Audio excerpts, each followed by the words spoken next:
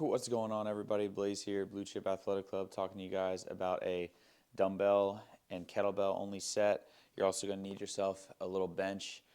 So get yourself ready to go because we're going to go through our warm-up and working set all at once. So first things first, you're going to approach your elevated surface. Now, whether that's a box, whether that's a bench, whatever you kind of so choose, I'm going to kick my left foot up onto it like so and get myself into this elevated pigeon pose. Now, all of these warm-up moves will be 45 seconds on, 15 seconds off. Then we'll take a rest and we're going to go on both sides. What I'm going to do is, if this is enough for you, we're just going to hang out here. Okay, now see, my back knee is on the ground. I'm not sure if you can see that, but we're just going to pretend like you can.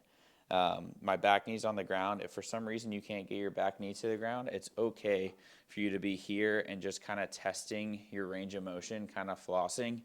But if you can get all the way down here, the goal of this movement is to take your hands up off the bench, and I want to press down with my knee and my shin box and try and get my rest of my body up off the ground.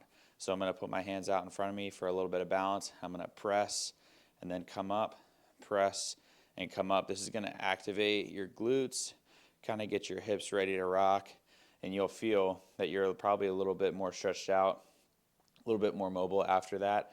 You can kind of floss through in all that space, see how you feel. Give yourself another couple presses, and then again, after your 45 seconds on, you'll switch sides, you'll take your 15 seconds of rest. Oh baby, moving my legs around. Now my right leg is tighter, so when I come down on this side, I've got to kind of slowly get myself down there for one. And now for two, I'm going to kind of hang out here and test a little bit of my range of motion before I get into the presses. So here, I'm going to go hands out in front and then press, press, press. Oh yeah, definitely feel it more on this side. And now I'm going to check. And actually, it already loosened up a little bit. So you'll work 45 seconds on. You'll take your 15 seconds of rest after that. Elevated pigeon. Next, what I want you to do, I'm just going to slide this back so hopefully you can see. We're going to get into our couch stretch now. Again, using your bench, using your elevated surface, box, whatever it may be. I'm going to put the flat part of my foot up onto that box or bench. I'm going to now squat down almost like I'm getting into Bulgarian split squat stance and plant my knee to the floor. Now, what I want you to know is that the distance between your back knee and your box is going to determine how hard this is. So if my knee is really, really close and I'm sitting upright, I'm going to get a huge fire off in that back hip flexor. But if my knee is super far away, it's going to be a little bit more manageable and I'm not going to feel it as much. So adjust your knee position based on your ability level. It's okay if you're starting further away from the box or further away from your bench. So once you get there, I'm going to try and settle in here. A couple things you can do. You can throw your hands on the back if you want to, kind of open up the chest, open up your shoulders too. Next thing I want you to do is I want you to just rock your weight up over that front toe. And notice how I'm kind of going back and forth. So I'm going to come down, and then up, and I'm going to come down, and then up. And what I'm doing is I'm trying to keep my back hip really, really straight and engaged, which almost means I'm firing off my back glute. Oh, baby. Sometimes I'll even stretch across the body. So my left leg is up on the bench, my left hand coming up and around. And I'm going to work again for the full 45 seconds on, 15 seconds off. Do a little bit of discovery while you're sitting in that move. And then you can go ahead and switch sides. So now right foot up on the bench, planting into the ground with my knee. Again, adjusting my distance away if I need to. And then I'm just going to floss through that range of motion, firing off that back glute, not letting it get lazy, which is very easy to let that happen. And then I'm going to stretch across. That's really good. Okay, so after your 45 seconds on, again, you're taking your 15 seconds of rest. Next move we're going to get into is going to be our knee 90s. So your hips should be nice and loose. I'm going to pop this bench right out of the way. And now we're going to get into our set of knee 90s. Now, when we're doing these, the big key that I want to make sure that we're aware of is that we want to go nice and slow as we're popping up and down to the floor. And I'm going to do that knee 90 switch with my legs in front of me, a little bit different than normal. So a couple ways you can do it. I'm going to plant my hands behind me, show you the simpler way first. I'm going to have my knees up onto this side. I'm going to drop them down, both down to the left side. I'm going to be here. Now, I can use my hands to help me press up, but what I want you to do is try and get up on that front shin box. So with my hands, I'm going to be here. I'll rock forward, and I'll push. And now I'm up here, and if you had to use your hands to help you get up, try to use them as little as you can to get back down. Then, once I get back to that neutral position, plant my hands back behind me, and I'm going to switch my legs here to the front, and then I can, again, move my hands, use them here to press up, and then, again, on the way down, use them just as little as you can to then lower down nice and slow. If you want to elevate the difficulty, take your hands up off the floor. I'm going to move my legs nice and slow. It actually helps your hips. You're kind of using that hip mobility to be able to move it around. And now I'm coming up and around, and then popping up and coming down. So after your 45 seconds on, you'll take, okay, thank you. The old lady just came and said hi.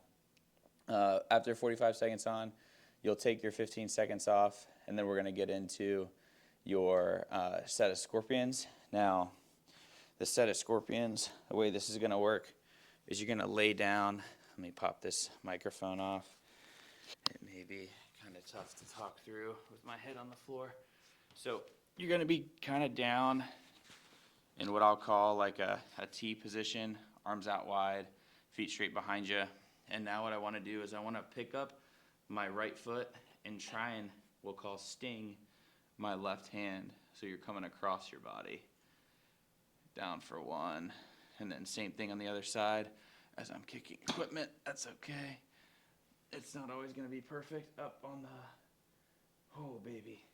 And you'll just floss side to side, working for the full 45 seconds on. Oh baby. We're going to take our 15 seconds of rest. And last, but certainly not least, we're going to get into our kettlebell / so right / ovary killer for my female clients who have deemed it this. So real quick, I'm going to keep it off. So if you guys have access to one of these bad boys, please feel free to use it. We're going to get our psoas kind of involved. Basically what you're trying to do is put these kind of right onto your hips like so, just above the old private parts. What I do want to do though is I'm going to switch and show you guys how you can do it with a kettlebell. Most people have access to a kettlebell, whether it's at your gym, whether it's at your house. And it's a little bit easier to use the kettlebell handle because then you don't have to buy the so right. So what I'm going to do is I'm going to sit down behind the kettlebell and notice how like the handle is going up north and south. So it's kind of like what I'll call at 12 o'clock, kind of pointing at the top clock position. Now what I want to do is I'm going to rotate it off to be at like 2 or 3 o'clock. And now what I'm going to do is I'm going to put this handle along like the right side panty line of my hips. So I'm going to come down and I'm going to lay down on top, make an adjustment. And now the key is use your forearms and your legs to keep the tension off of your hips as much as you need to. But if you can, I want you to breathe kind of into that hip flexor. Oh, baby. Yeah.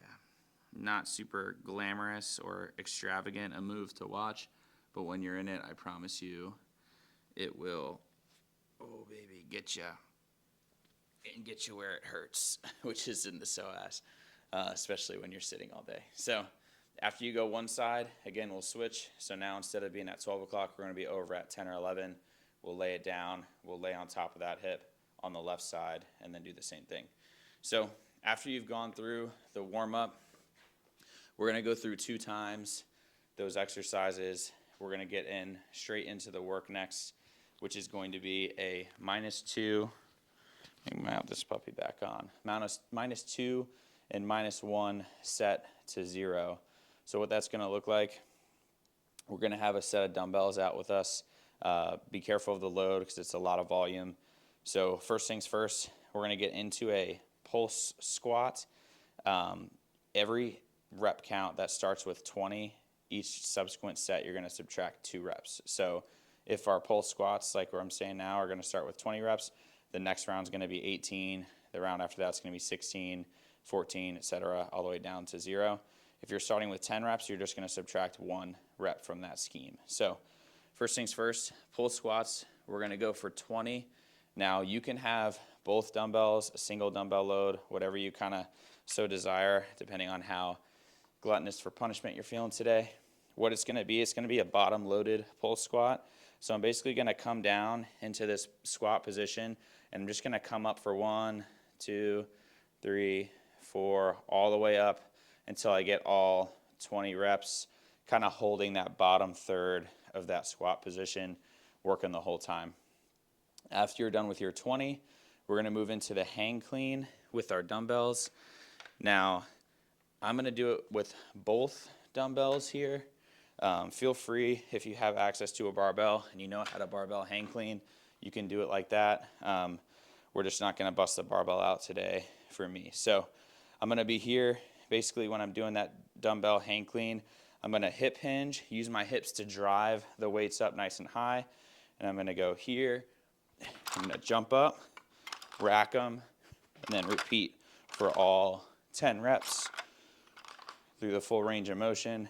After we're done with all 10 of those, I'm going to plant these puppies back on the ground, shake my arms out.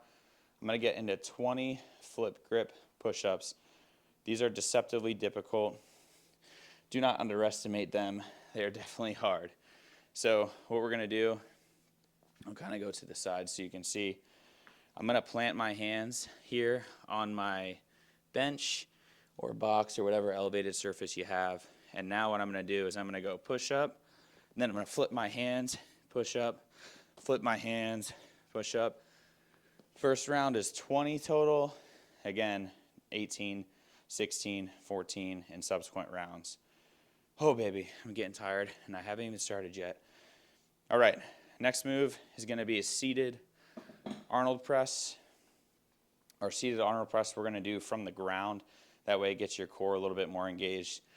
What we're going to do, grab your dumbbells, have them nice and close still. Thankfully mine are. You're going to sit down on the ground, and now what I'm going to do is I'm going to rack my dumbbells here at the shoulder. Now I like to use my knee to kind of help me kick them up. You can do it however you want to if you want to muscle it up there, but I'd say for the most part it'll help you stay nice and safe if you use your knees to help. So dumbbells coming up on the knees. There's 1, there's 2. So I'm going to get them here. Then I'm going to kick 1, kick 2, and now I'm up here kind of in that racked position. So now I'm going to go Arnold press, kiss them in the middle, press up overhead for 1, and I'm going to go for all 10 reps here overhead. Bring them down. And last, but certainly not least, we're going to get 20 skater hops. So we're going to pop up to off of the ground. If you want to, you can load this. I just recommend being nice and light. I'm probably not going to today. Excuse me. So I'm going to go side to side, skater hops, 1, 2, 3, 4, all the way until you hit all 20 reps. And again, if the rep count started with 20, you'll subtract 2. If the rep count started with 10, you'll subtract 1. Oh, baby. The workout will be written out below. That way you don't have to remember it all. But good luck. Let me know how you guys do. And we'll see you guys in the next one. See you.